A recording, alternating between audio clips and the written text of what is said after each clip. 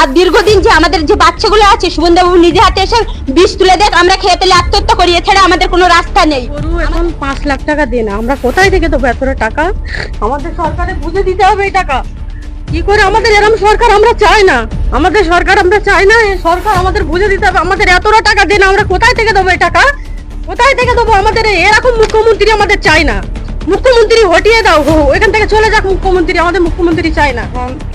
সরকার আমাকে নিয়ে আমাকে বিষ কিনে দেয়, খেয়ে মরি। যে আমাদের নাখোদা মসজিদের ইমাম সাহেব যেটা বলছে, ও লোকের কথাটা তো মোটামুটি কি বলবো, উনি জানে কি যে কার ঘরে কত গরু আছে? যে জনগণের মত নিয়ে তো একটা কথা বলা দরকার। উনি আগে থেকে বলে দিচ্ছে যে কুরবানি বন্ধ হোক, শুভেন্দুর সাথে সাথ দিচ্ছে। তাহলে শুভেন্দুর সাথে সাথ দিচ্ছে ঠিক আছে, কার ঘরে কত গরু আছে কি জানে কি? এই মুহূর্তে আমরা চলে এসেছি দক্ষিণ 24 পরগনার সাকসার গ্রামে। এই সাকসার গ্রামে প্রচুর মানুষ এখানে বাড়িতে খাটাল রয়েছে, গরু পুষে রেখেছে। তারা প্রতি বছরে নাই, এবছরে অনেক আশা করে রেখেছিল এই গরুগুলো ঈদ বকরিদ অর্থাৎ কোরবানিতে বিক্রি করব। প্রচুর টাকার লোনে তারা পড়ে রয়েছে, তাদের মাথার উপরে প্রচুর ঋণ রয়েছে। এক একটা ভুসির দোকানে, খড়ের দোকানে লাখ লাখ টাকা ঋণ রয়েছে। সবার আশা ছিল বকরিদে এই গরুগুলো বিক্রি করে ঋণগুলো শোধ করব, এবং কারো মেয়ের বিয়ে রয়েছে, কারো বাড়িতে বাচ্চারা পড়ালেখা করছে, কারো বাড়িতে প্রতিবন্ধী রয়েছে। আমরা এই গ্রামে ঘুরে ঘুরে দেখলাম প্রচুর পরিমাণে ঋণে পড়ে রয়েছে। কয়েকজন প্রতিবন্ধীর কাছে আমরা জেনে নিলাম তাদের বক্তব্য। তারা কি এই বছরে ঋণ দিতে পারবে না? তারা কি তাহলে আত্মহত্যা করবে? কেউ বলছে গলায় দড়ি দেবো, কেউ বলছে আমরা বিষ খেয়ে আত্মহত্যা করব। এই নিয়ে এখানে আমরা আজকের প্রতিবেদনে চলে এসেছি মানুষের কাছে শোনার জন্য। আমি দীর্ঘদিন আজ 5 বছর ব্যবসা করছি, আমার হাজবেন্ড নেই, আমার দুটো বাচ্চা আছে, ক্লাস 8 পড়ছে, একটা বাচ্চা ক্লাস 9 পড়ছে। আজকের আমি দীর্ঘদিন আমি 28 লাখ টাকার ব্যবসা করছি, আমার জমি জায়গা সর্বকিছু যতটুকু আছে আমি বন্ধক দিয়েছি। আজকের যে সুবন্ধবাবু হঠাৎ করে উঠে দীর্ঘদিন 15 দিনের মধ্যে নিজের রাজনীতি পাল্টে দেবে, এটা কিভাবে আমাদের চলবে? আজকের আমাদের ভুসির দোকানে 5 লাখ টাকা দেয় না, কোনো দীর্ঘদিন আমার বোনেরা শ্বশুরবাড়ি থেকে গয়না গাটি সর্বকিছু দিয়ে তারা 2 লাখ 3 লাখ 5টা বোন করে দিয়েছে, তাদের সংসারে অশান্তি হচ্ছে। প্লাস আমার দুটো বাচ্চা আছে, তাদের মুখের আহার যদি সুমেন্দ্রবাবু এভাবে কেড়ে নেয়, তাহলে সুমেন্দ্রবাবু আমাদের বাড়িতে বাড়িতে এসে প্রতিবাদ করে দেখে যান, বাড়ি সার্ভে করে যাক যে আমরা মিথ্যে বলছি কি সত্যি বলছি। আমাদের যে গ্রাম, আমরা গ্রাম আমাদের গ্রামটা হচ্ছে, এখানে কোনো মহাত বড় লোক নেই, মধ্যবিত্ত মানুষ, সবাই রোজ জন মজুরি খেটে খাওয়া মানুষ। তা থেকে কি দেখে আজ দীর্ঘদিন 25-30 বছর একটাই জিনিস দেখে আসছে যে 2-4টে করে গরিপানা মাতে ছোট গরু পুষে 2 বছর 3 বছর তাদের আলন পালন করে তারা আমাদের যে মুসলিম ধর্মের কুরবানির ঈদটার সময় সেল করে দেওয়া হয়। তার থেকে 2 পয়সা জোগাড়লে তাদের বাচ্চা অথবা বাড়ির ফ্যামিলি সর্বস্বটুকু শান্তি মনে সুসম্মানে সংসার চলাভাবা করে।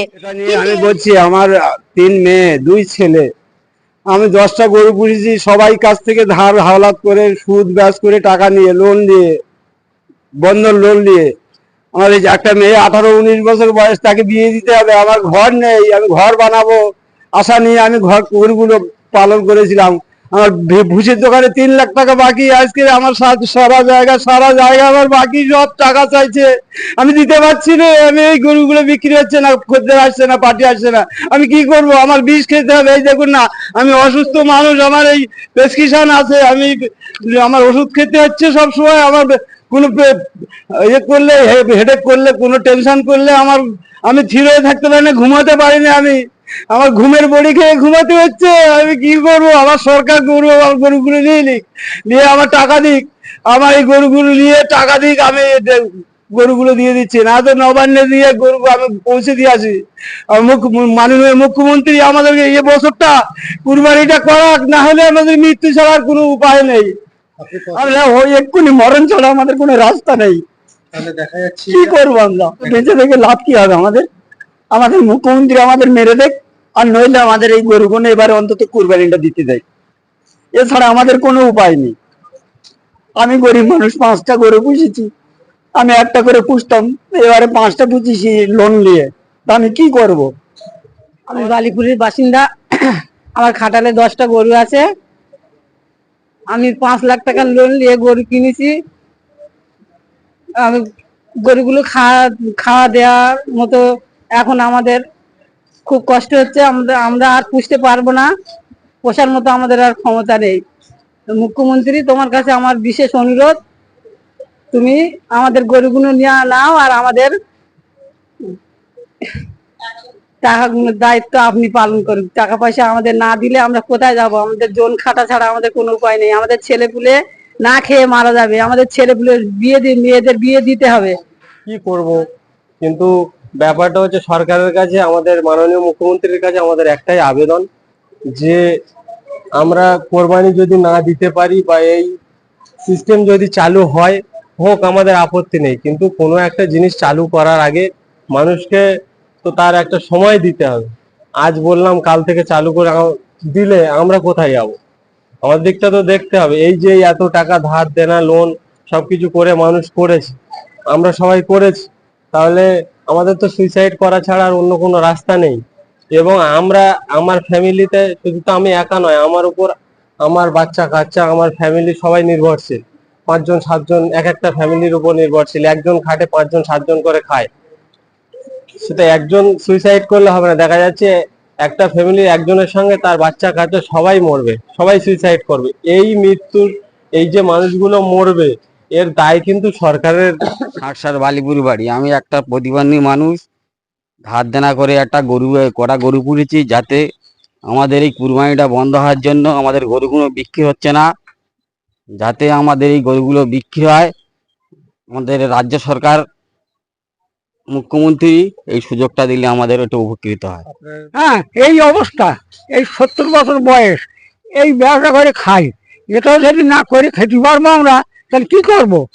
আমরা থলে কিনে দিকে আমরা ভিক্ষা করি কলকাতার দিকে গিয়ে, ওখান থেকে নিয়ে এই দেখতে পাচ্ছ 2 লাখ 2.5 লাখ টাকা করে গরু, তারপরে ভুসির দোকানে বাকি আছে, তারপরে ওখান থেকে আমাকে সবাই ভালোবাসে, ওখান থেকে সব ঋণী ফিনি করে নিয়ে ম্যানেজ করে। খেটে খেয়ে খাই আমরা, জন মজুরি দিয়ে খাই। আমাদের একটা ছেলে তা প্রতিবন্ধী, ওই একটা জাতা হয় না, আমরা কি করে খাবো? হাতটা যেভাবে চালু হয় বাবা, সেই কাজটা বাপ করবা, ধরো বাপ বলেছি তোরা একটু করবা। দীর্ঘ যাবত আমরা 6 মাস হোক কেউ 1 বছর হোক গরুটা দিয়ে লালন পালন চলছে। এবার এটাই আমাদের মেন জীবিকা। আমরা তো চাকরি বাকরি পাবো না, যা হোক করে আমাদের জীবিকা, আমাদের পেটে যে লাথি মারছে সরকার, কেন এমনটা হবে? আমরা ধর্ম সমন্বয় নিয়ে আমাদের রাজ্যটা গঠিত। আজকে একটা সরকার আসলো, এসে গদিতে বসলো, কোনোটাই কিছু না, আমাকে বলছে না গরু বিক্রি হবে না। এবার কোন দেশের নিয়ম? আমাদের সংবিধান কি ফের নতুন করে গঠিত হবে নাকি? চাই দেশ ভালো থাক, রাজ্য ভালো থাক। তাহলে আজকে সরকার এমন একটা কি করলো, এমন একটা গোপন প্ররোচনা করলো, সেখানে দেখা যাচ্ছে কিছু সংখ্যক মানুষ না, আমাদের রাজ্যে 90% মানুষ এই গরু নিয়ে তাদের মেন জীবিকা। সেই জীবিকা নিয়ে সরকার ছিনিমিনি খেলছে। কেন খেলবে? সরকার এখন তো জবাব চাই আমরা। আমাদের একটু মানুষ ক্যান্সার, আমার ছেলে অনেক টাকা লোন নিয়েছে, আমার এই টেস্ট না করলে কমতে বাঁচবো, একদম উঠে আমি দাঁড়াতে পারছি না দাদা। কত টাকা লোনে পড়ে আছেন আপনি? অনেক টাকা, 10 লাখ। সংসার চালাবো কি করে, আর এই গরু খাওয়া দাবো কি করে, দেনাদানি মিটাবো কি করে, লোন চালাবো কি করে? লোন না চালালি তো লোনের লোক তো আমাদের ছাড়বে না, তো সে টাকাগুলো তো দিতে হবে, সে টাকাগুলো করতে আসবে। একটাও গরু বিক্রি হয় না আমাদের। না কথা মসজিদের ইমাম সাহেব, আমি এই বার্তাটাই বলতে চাই যে ইমাম সাহেব, আপনি সবার ভালো চান, কিন্তু আপনি এই ভালো মন্দর বিচারটা আপনিই করুন, যে এই গরুগুলো কি করব। যদি বলেন তো আপনার এখানে নেই দিয়ে আসি, না কোনো মসজিদের সামনে আপনি যে আমাদের একটা মানে উদ্ধার করেন কিছু। আপনি যে রায় নিচ্ছেন, আপনার রায়টাই সামনে তুলে যাচ্ছে বিজেপিরা, কিন্তু সেই রায়টা কি আপনি জনগণের মত নিয়ে বলছেন, না আপনার মতে আপনি বলছেন? আপনি আমাদের দেখেন, আমরা যে এই গরিব মানুষ, এই এত টাকা ঋণের বোঝা কি করবো, কার কাছে যে করব?